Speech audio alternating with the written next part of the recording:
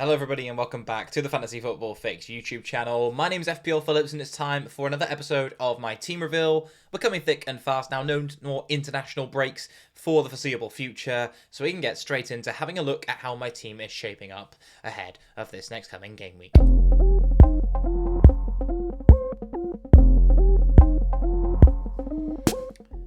And it's straight into today's things then. Last week didn't go really too well for me. It didn't go too awfully either. I kind of sat at just around the very similar rank, almost a grey arrow. I did have a few bright sparks in my team, and we'll get into covering those players when we talk about the individuals.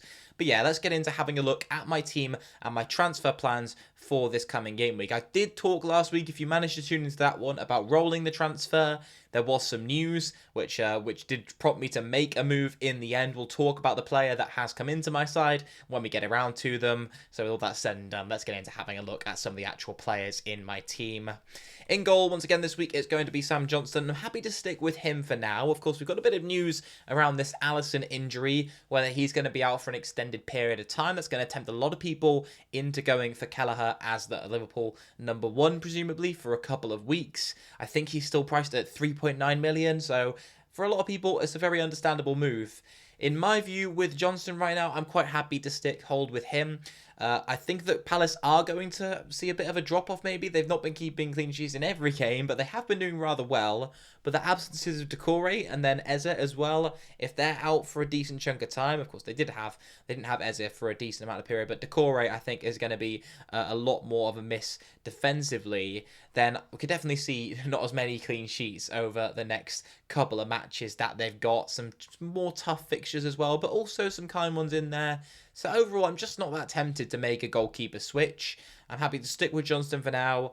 We saw, again, in game week 13, how few clean sheets there are. I kind of say this every week in these videos. I don't see the upside in that transfer. Maybe if I had 2 frees and my team was looking very strong, I would consider doing something like that, or maybe even just moving Turner, my backup keeper, who's now no longer first choice, to Kelleher and having a chance to kind of rotate keepers. But that never seems to go well for me either, so maybe I wouldn't even do that. But yeah, happy to stick with Johnston for now. Let me know if Kelleher is tempting you at Liverpool.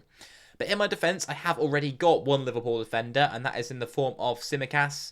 He was actually ended up required from my bench last week, although he didn't really do anything of note in that game against City, which is the reason he was on the bench in the first place, as I kind of predicted that would be the case, along with everyone who owns Tsimikas in their FPL teams. But yeah, Fulham at home will be a nicer fixture for Liverpool this week. And another reason why I think a lot of people are maybe not going for Kelleher is that they already own Salah and Tsimikas, and maybe a triple up on Liverpool, including a double up on defence, might not be the wisest thing. And it does obviously block off that third spot going to someone else like a Darwin Núñez, or maybe even like a Luis Diaz, something like that, if they do hit some serious form and you want to find a way into your team for one of them.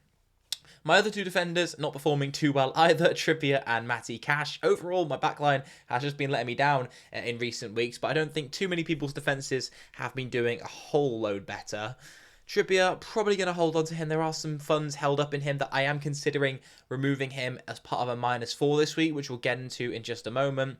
And then Matty Cash, who is probably going to stick around for another game at Bournemouth away. Not an easy fixture at all, and Villa don't seem to be keeping many clean sheets at the moment. What I do like with Matty Cash is that away fixtures are often sometimes better for him just because he gets to play in a more advanced role. Not sure whether that's going to happen in this game in particular, but you know, Matty Cash, he's not had an attacking return for a while. He's definitely due one. Hopefully he can grab one this week if he starts in that one. In midfield is where we have got a few dilemmas this week. We've got Jared Bowen, who should hopefully be back from injury, given that the David Moyes comments last week were pretty positive and he ended up missing out entirely. I am hoping that with the comments still being positive, he will be able to make it back in time for Game Week 14. We've got Salah, who I'm going to have to stick with for now, Marcus Rashford, Son and Mbeumo. And Rashford was kind of the one who was a bit of a surprise to get a return from in Game Week 13. It was albeit a penalty that was given to try and boost his confidence by Bruno Fernandes. So I don't know whether that will do the trick, but I'm still very much looking at taking Rashford out this week. Away at Newcastle is not an easy game, and I know as soon as I take Marcus Rashford out after owning him, the entire season, he's probably going to hit some decent form now that he's got his ex-fiancée back in his life. It's probably going to happen, seeing that all over my feed on Twitter. But yeah, Rashford is just really the prime candidate to take out of my team for Mohamed Salah. And then Son is probably going to stick around. I just do prefer him to Rashford. Was it a hat trick of offside goals? On another day, he could have had one or two at least in that game. So happy to stick with him, even though it's a tough game at Man City this week. And then Mbumo, who many people will probably looking to transfer in this week. Held him forever now. And yeah, finally hitting a decent run of good fixtures. So hoping he can grab me a return in that one and repay my loyalty. Up front, though, I'm still going to trust Erling Haaland with the captain's armband. Tottenham at home is a pretty nice fixture, I'd say, for Man City with the injuries they've got to their back line at the moment. And then you can see my transfer who came in last week. Dominic Solanke came into my side for Julian Alvarez, which did save me a little bit of money. As you can see, I've got 1.9 mil in the bank now. I did consider going for even cheaper options. Potentially looked at Edouard, who did end up scoring, I think, last game week. And maybe even Chris Wood at Nottingham Forest with our Nai out for a while, which we did discuss in last week's video. But yeah, Solanke was the eventual one I went with. Ended up not being the best call in that game week in isolation. He's got Aston Villa at home at next as well, which, goes against me owning Matty Cash. So not really a way I can win with both those players in that one. But I am hoping that Dom will come good. Bournemouth, I think, have been impressive in attacking-wise over the last couple of game weeks. And I did want Solanke in my team. So I'm not regretting my decision, really, to go with him. But it was based entirely on the fact that we got the early news that Alvarez wouldn't be starting in that game for City. And then, of course, he ended up doing so. Now, the news was that it was it Jack Grealish, I think, who fell ill in the warm-up, and Alvarez wasn't actually in line to start, but he did come in anyway, so that does me feeling a little bit better that Alvarez is probably due a rest or due to be rotated for one game upcoming. Maybe it will be in that one, and I've just saved myself a transfer, but it does likely mean I'm going to have to take a hit this week in order to fund the move for Mo Salah, which looks like the player in the team that I'm really missing right now. On the bench, we got the Stells Mubama, who got his first minutes of the season, I think, last game week, which is a bit positive to see. Promoted him to second sub, and then Kabore. So, not really looking to make any changes there. The main thing, as mentioned, is trying to upgrade Rashford to Mohamed Salah, and then I can gain the funds either by doing a downgrade in midfield or by downgrading Trippier to a defender who's 4.3 million or cheaper. So that's where it's going to be a bit of an issue for me.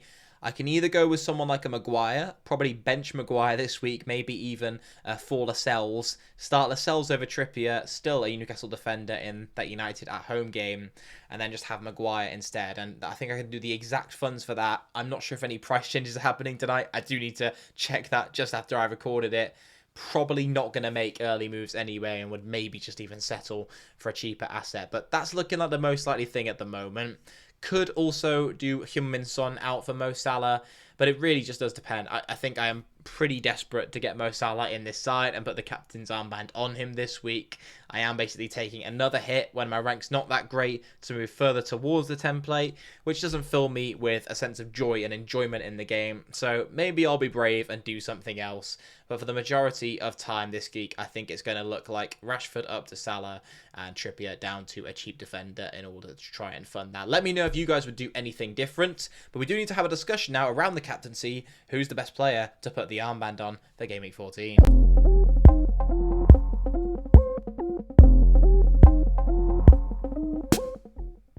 And we're looking at Haaland, Salah, and Mbomo this week. So two players I own in my side. Am I stupid for not having Salah in my team? Let's have a look at the stats and see if I can somehow go another game week without Mo Salah. I mean, he kind of has been decimating my rank, so I don't know what somehow made its way into that sentence. But yeah, Salah, still not in my team, end of the day. Should he be for this week? And do I need him for the next couple of game weeks as well? Well, this game week in particular, Haaland is predicted to score more points than Salah. 7.6 to Salah's 7.5. And Mbumo, despite having the nicer fixture, as you can see represented by Luton's very poor expected goals conceded, Salah has a better predicted points total, and Haaland has a much better predicted points total than Mbumo, who's down at 5.9. In terms of teams, Liverpool still looking a stronger attack than Man City, and Brentford down a bit on 1.86. And then expected FPL points per 90. Mo Salah and Haaland, very, very tough between them. Only 0.02 per 90 separating those two assets. And then Mbomo a bit further down, as is represented by his price bracket, 6.28. So overall, that does put a bit more positivity into my mind with having the captain's armband on Haaland at the moment. I mean, I would like to own both of them. I know a lot of people out there do, of course. I think the majority probably own Haaland and Salah in their teams right now. If you're seeing this and you did just by default have the armband on Salah, are you considering maybe switching it over to Erling Haaland, or are you set on captioning the Egyptian King for this game week? Let me know in the comments as we take a look at the other of the top 10 predicted point scorers for game week 14.